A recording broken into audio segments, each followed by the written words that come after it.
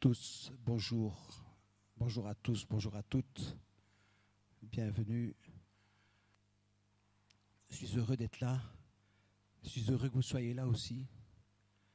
Je bénis le Seigneur pour chacun d'entre vous. Seigneur Dieu Tout-Puissant, merci Père. Merci pour la présence de chacun ici. Merci Seigneur parce que c'est toi, le maître des temps, des circonstances. C'est toi qui as attiré chacun ici, Seigneur, pour que nous soyons ensemble, pour que nous entendions ta parole, pour que tu nous transmettes encore quelque chose ce matin, Seigneur. Merci pour les cœurs. Merci Seigneur d'ouvrir les cœurs de chacun. Merci Seigneur de permettre que ta puissance, que ta bonté, que ta bénédiction, Seigneur, impacte chacun, Seigneur. Que chacun puisse manger ta parole ce matin, Seigneur. Au nom de ton Fils Jésus. Amen. Alors mes frères, mes sœurs, ce matin, le thème c'est la transmission. La transmission.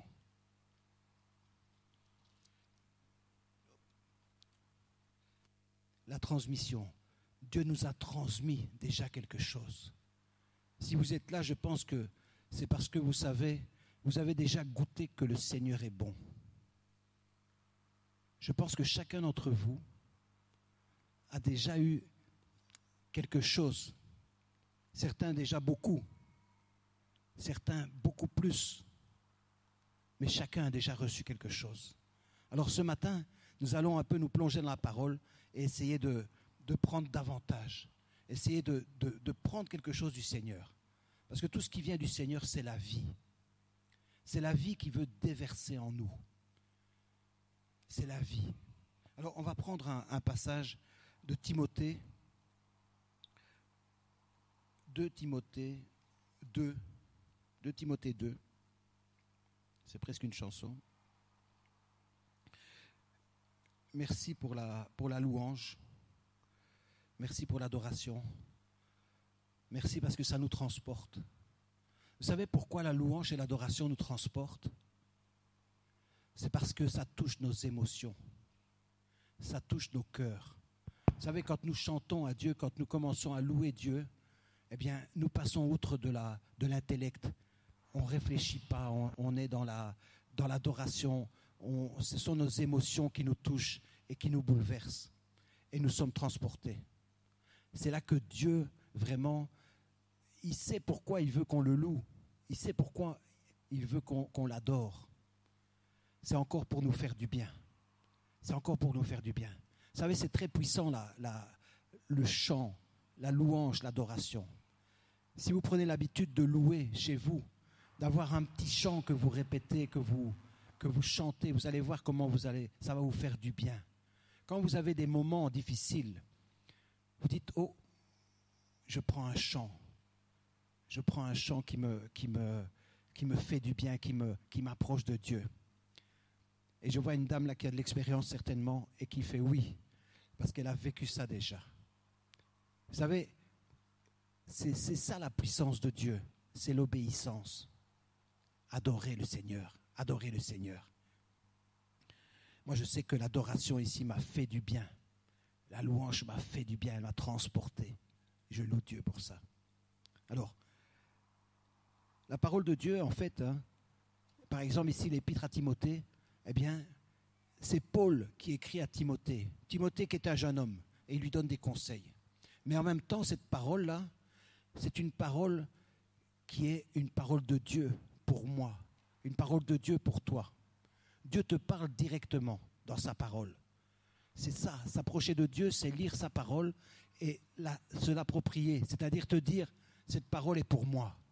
Commence à la prendre pour toi. Écoute ce qu'il te dit. 2 Timothée 2.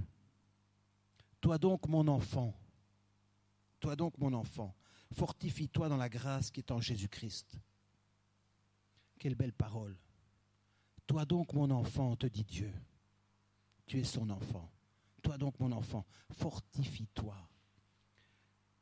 Fortifie-toi dans la grâce qui est en Jésus-Christ. Et ce que tu as entendu de moi, en présence de beaucoup de témoins, confie-le à des hommes fidèles qui soient capables de l'enseigner aussi à d'autres. Ça nous parle de transmission. Ce que tu as reçu, en présence de beaucoup de témoins. Confie-le à des hommes fidèles qui soient capables de l'enseigner aussi à d'autres. Ça parle de fidélité et ça parle de transmission. Ce que tu as reçu, est-ce que tu as reçu quelque chose? Est-ce que tu as reçu quelque chose de Dieu? Parce que pour transmettre, il faut d'abord recevoir. Il faut recevoir. Dieu veut faire de toi son témoin. Dieu veut faire de toi son disciple. Dieu veut faire de toi vraiment celui qui porte quelque chose de lui et qui le transmette à d'autres. Tu sais, il est écrit aussi dans la parole, qu'as-tu que tu n'aies reçu? Nous avons reçu déjà beaucoup de choses. Mais tu ne peux rien donner que tu n'aies reçu. Tu sais, tu ne peux rien donner à tes enfants que toi-même tu n'aies reçu. Si tu as des bonnes manières, tu vas enseigner de bonnes manières à tes enfants. Si tu as malheureusement des défauts, tu risques de les transmettre aussi à tes enfants d'une façon naturelle, parce qu'ils te voient agir comme ça, et donc ils font la même chose. La parole de Dieu, c'est ça. Dieu nous dit en fait, sois. C'est toi la matière. C'est toi la matière. Tu sais, on est sauvé par grâce. On est sauvé par grâce par le moyen de la foi. Parce que nous croyons que Jésus-Christ a pris nos péchés sur lui à la croix, qui nous a rachetés par son sang. Mais ce n'est pas terminé, parce que cette foi-là ne peut pas nous laisser sans action. La foi sans les œuvres, elle est morte. Ça veut dire que la foi, elle t'entraîne à craindre Dieu. Et toutes les promesses de Dieu sont pour ceux qui le craignent. Ceux qui le craignent, c'est ceux qui cherchent sa volonté. C'est ceux qui se disent, qu'est-ce que tu veux, Seigneur? Est-ce que ce que je vis, est-ce que c'est bien pour toi? Qu'est-ce que tu dis de ce que je vis? Qu'est-ce que tu dis de ce que je ressens dans mon cœur? Tu sais, parfois même la peur que tu as dans ton cœur, eh bien, c'est péché aussi contre Dieu. Et cette peur-là, tu ne peux faire que la transmettre. Ou ton angoisse, ou tes inquiétudes pour l'avenir. Si tu les as dans le cœur, tu ne peux que les transmettre. Ça se transmet automatiquement. Tu sais, la parole, quand on communique avec quelqu'un, tu peux dire à quelqu'un, tout va bien. Mais tout ton corps, ton visage, tes yeux, tout ce que tu es, dit le contraire. Tu peux essayer de rassurer un enfant, mais si toi-même tu n'es pas rassuré, tu ne peux pas le rassurer. Parce qu'il sent que ça ne va pas. Et Dieu, c'est ça, Dieu il veut nous transformer. Ce n'est pas juste connaître des choses, hein. Ce n'est pas juste connaître, ce n'est pas quelque chose comme on peut apprendre à l'école. Ce n'est pas qu'on peut simplement apprendre, et puis quand on a récité, on a bien fait la récitation, c'est bon. Ce n'est pas ça du tout. Dieu veut nous transformer. Dieu veut te transformer. Dieu veut te toucher au cœur. Dieu veut que tu t'impliques. Dieu veut que tu t'engages à rechercher sa volonté. Si tu t'engages, tu sais, lui, il est fidèle. Dans le même chapitre, 2 Timothée, eh bien, un peu plus loin, il dit qu'il est fidèle. Il dit au verset 13 de 2 Timothée 2, il dit, si nous sommes infidèles, il demeure fidèle, car il ne peut se renier lui-même. Dieu reste fidèle. Dieu reste toujours fidèle.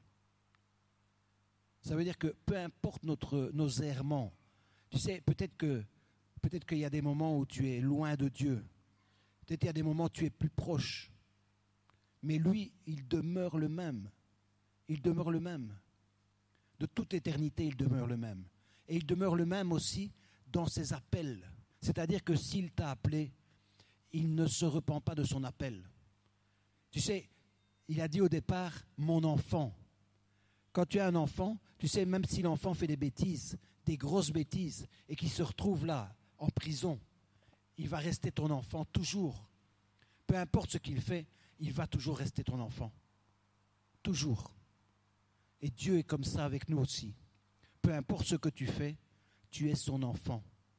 La porte est toujours ouverte vers sa bénédiction. Il n'y a rien que tu puisses faire qui puisse te séparer de l'amour de Dieu. Parce que Dieu a décidé de t'aimer. C'est sa décision majesté, c'est lui, le Dieu Tout-Puissant, c'est lui qui décide. C'est lui qui t'a appelé, c'est lui qui t'a choisi. Il t'a choisi en te connaissant, hein. Il t'a choisi en sachant tout ce que tu fais, en sachant tout ce que tu as fait, en sachant tout ce que tu vas faire. Il n'y a pas de problème avec ça, hein. La seule chose, c'est que ça ne t'empêche pas de venir vers lui aujourd'hui, de dire à Dieu, oui, je m'engage avec toi. Ce n'est pas question de tes forces, hein. Ce n'est pas question de tes capacités. Il n'est pas question de quoi que ce soit, de toi. C'est question de Dieu. Dieu veut te transmettre la vie. Dieu veut te transmettre pour que toi-même tu transmettes. Dieu veut te transformer pour que toi tu sois son témoin. Mais ta part à toi, ta seule part, c'est ta volonté. C'est de dire oui.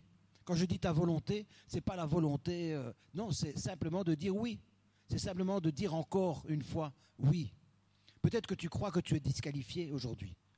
Peut-être que tu penses que non, après ce que j'ai fait, il n'y a rien que Dieu ne puisse pardonner.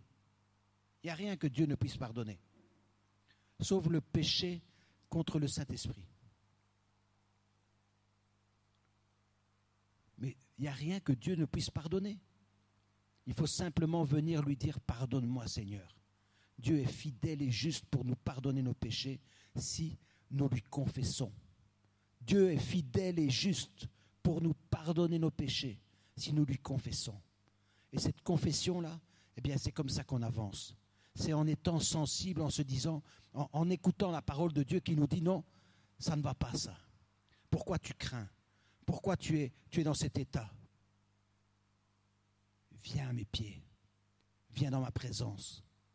Il a promis de faire concourir toutes choses au bien de celui qu'il aime. Apprends à l'aimer. Tu sais, pour aimer, il faut connaître. Pour aimer, il faut connaître. Celui qui s'approche de Dieu dans la parole, dans la prière sincère. Tu sais, la prière, ce n'est pas compliqué, hein. C'est juste venir devant lui et dire oui, Seigneur. Tu loues un peu, tu chantes, tu viens dans sa présence et puis tu l'écoutes. Tu l'écoutes. Et Dieu va te travailler au cœur. Dieu va te parler dans ton oreille, il va te dire des choses, tu vas sentir qu'il te parle. Tu vas savoir que Dieu t'a parlé. Dieu te parle aujourd'hui, hein. Dieu te dit, mon enfant, fortifie-toi dans la grâce qui est en Jésus-Christ. Et ce que tu as entendu de moi, en présence de beaucoup de témoins, confie-le à des hommes fidèles qui soient capables de l'enseigner aussi à d'autres. Tu sais, Dieu veut faire de toi son témoin. Dieu veut faire de toi son témoin. Il continue après, il dit, souffre avec moi comme un bon soldat de Jésus-Christ. Dieu veut t'enrôler dans son armée, dans son armée. Dieu a une armée. Dieu est une armée. Et Dieu veille sur ses soldats. Il y a toute une série de promesses. Tu sais, toutes les promesses de la Bible sont pour ceux qui le craignent. Toute la puissance de Dieu est pour ceux qui le craignent. Si tu le craindre, ce n'est pas en avoir peur, hein. Le craindre, c'est craindre de lui déplaire, craindre de ne pas faire sa volonté, craindre de ne pas l'entendre, être disponible, et puis commencer à veiller sur ses voies, commencer à veiller sur la façon dont on agit, la façon dont on pense, la façon dont on est dans son cœur. Veille sur ton cœur, plus que sur toute autre chose, car de là viennent les sources de la vie. C'est dans ton cœur, tes émotions. Quelles sont tes émotions? Comment tu te conduis? Est-ce que tu te mets en colère? Est-ce que tu t'enflammes pour rien? Ce sont des émotions qui viennent du cœur. Tu peux te mettre devant Dieu et dire, Seigneur, nettoie mon cœur, nettoie mon cœur. Pourquoi je m'énerve? C'est toi qui es Dieu. Pourquoi je m'emballe? C'est toi qui es Dieu. C'est toi qui as mes destinées dans ta main.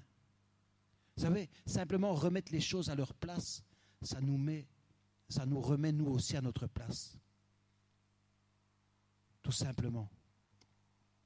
Dieu veut faire de toi son témoin. Dieu veut que tu offres ta vie à Dieu, que tu lui offres ta vie complètement. Tu sais, Dieu, il appelle les hommes, il appelle les femmes dès la mamelle.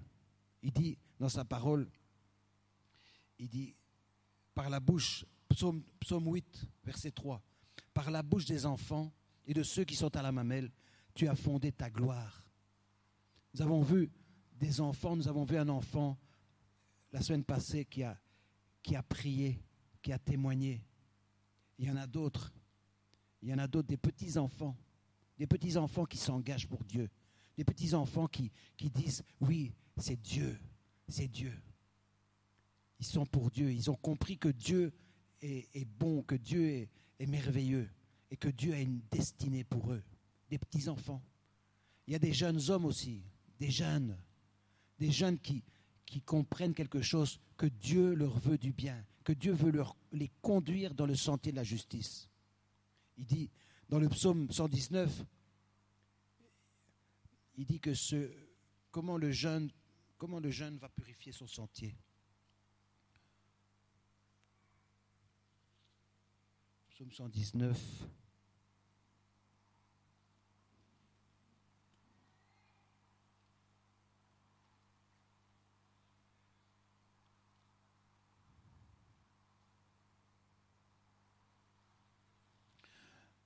J'aime beaucoup le psaume 119. Je sais que je ne suis pas le seul, parce que nous avons notre sœur qui a lu tout ce psaume.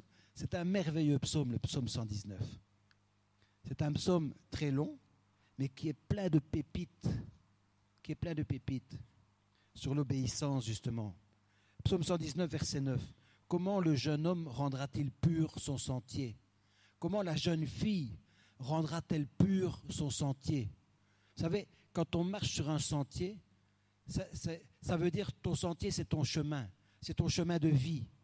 Comment est-ce que tu vas marcher dans la vie d'une façon pure, sans te salir, sans te corrompre, sans devenir sale, sans mettre en péril la suite? Parce que, tu sais, il y a des choses dans la vie d'un jeune qui mettent la suite en péril. Quand quelqu'un tombe dans certains péchés, eh bien, ça met en péril même sa vie. Ça met en péril son futur. Alors, comment est-ce que le jeune homme, la jeune fille, va rendre pur son sentier?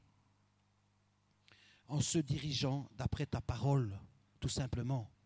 C'est ça que Dieu te dit ce matin. En se dirigeant d'après ta parole, la parole de Dieu. Si tu prends l'habitude de lire un peu la parole de Dieu, et peut-être même tu n'y comprends rien, ou tu te dis, oh, c'est pénible, mais simplement prie un peu, prie. Dieu va t'aider, parce que Dieu veut que tu comprennes la parole. Dieu veut que tu sois nourri par la parole. Alors si tu dis à Dieu, avant d'ouvrir la parole, tu dis à Dieu, Seigneur, éclaire-moi, donne-moi ce que tu veux me dire. Ta parole, c'est une nourriture. Il dit que l'homme ne vivra pas de pain seulement, mais de toute parole qui sort de la bouche de Dieu. Ça veut dire que sa parole va te nourrir, elle va te conduire sur un sentier pur, elle va te conduire dans la justice, elle va te conduire. Tu sais, c'est ça, croire. Croire, c'est agir. Croire, c'est mettre sa confiance dans sa parole. Et alors, il y a le jeune homme, il y a le bébé, il y a aussi le vieillard. Il y a des promesses pour la vieillesse. Peu importe l'âge que tu as, Dieu a quelque chose pour toi. Et Dieu veut faire de toi son témoin. Et si tu es là, c'est que Dieu n'en a pas fini avec toi. Tu sais, des gens vivent très vieux et Dieu les utilise. Dieu leur fait porter du fruit, même jusque dans la vieillesse. Il y a beaucoup de comment dire, beaucoup de promesses. Tu vois, par exemple, dans Ésaïe 46,4, il dit « Jusqu'à votre vieillesse, je serai le même. » Ésaïe 46,4. « Jusqu'à votre vieillesse, je serai le même. » Dieu qui te bénit aujourd'hui va te bénir encore jusqu'à ta vieillesse, jusqu'à la fin de tes jours. Le psaume 92, verset 15, il dit que ceux qui croient en l'Éternel, ils portent encore du fruit dans la vieillesse. Ils sont pleins de sève et verdoyants. Là, il compare à un arbre qui est vraiment verdoyant. Vous savez, dans la parole de Dieu, il y a la promesse de la vie. Il y a la promesse de la santé. Il y a la promesse de la prospérité, il y a tout ça. Et tu dois vivre ces choses. Tu dois vivre ces choses. Tu dois t'engager simplement. Et Dieu va te bénir. T'engager avec Dieu. Marcher avec lui. Et là, tu vas transmettre quelque chose. Tu n'auras pas besoin de parler. Simplement, on va te regarder et on va dire, mais qu'est-ce que tu as, toi? Comment tu es différent comme ça? Comment tu es différent? Et tu n'auras plus qu'à ouvrir la bouche, dire, tu sais, c'est le Seigneur. C'est le Dieu Tout-Puissant qui me bénit. En plus, Dieu nous appelle à être comment dire, à transformer la société. Vous voyez ce qui se passe aujourd'hui, toutes ces agitations qui se sont passées les derniers jours là. Pourquoi? Parce que le peuple de Dieu n'a pas la puissance nécessaire pour calmer ces choses. Parce que c'est le diable qui se donne à cœur joie. Ces choses-là doivent cesser. Ça doit cesser. Ça cessera quand nous allons nous lever, quand nous allons marcher avec Dieu, quand nous allons être transformés, quand nous allons être puissants dans la parole de Dieu, puissants dans la prière. Mais ça commence par lire sa parole. Ça commence par décider de marcher avec lui. Tu vois, ça commence par ça. Est-ce que chacun qui a décidé de marcher avec lui aujourd'hui peut lever sa main en signe vraiment que pour Dieu, de dire oui Seigneur, je m'engage encore à marcher avec toi aujourd'hui. Merci Seigneur, merci pour toutes ces mains qui se lèvent. Merci Père, merci parce que tu as touché les cœurs ce matin. Merci Seigneur. Et j'invoque ta grâce, j'invoque ton nom Seigneur sur chacune de ces personnes. Donne-leur une révélation puissante de ton amour. Donne-leur une révélation puissante de ta parole Seigneur. Fais Seigneur qu'à partir d'aujourd'hui, dès qu'ils se plongent dans la parole, ils ouvrent la parole, eh bien des paroles qui viennent de toi leur sautent aux yeux, touchent leur cœur Seigneur et vraiment les bouleversent. Qu'ils sachent que tu leur parles, qu'ils sachent Seigneur que tu es là, que tes anges les entourent, que tu es là Seigneur pour les bénir, pour les conduire quelque part sur le sentier de la justice. Ô Seigneur Dieu Tout-Puissant, merci Père, merci Seigneur Dieu Tout-Puissant parce que tu vas le faire, parce que c'est ta volonté qui s'accomplit ce matin, c'est ta volonté Seigneur. Merci pour tous ceux qui s'engagent aujourd'hui, qui s'engagent encore ce matin à marcher dans tes voies, à être transformés, à laisser tout derrière eux. Merci Seigneur, Amen. Soyez bénis mes frères, mes sœurs, soyez bénis.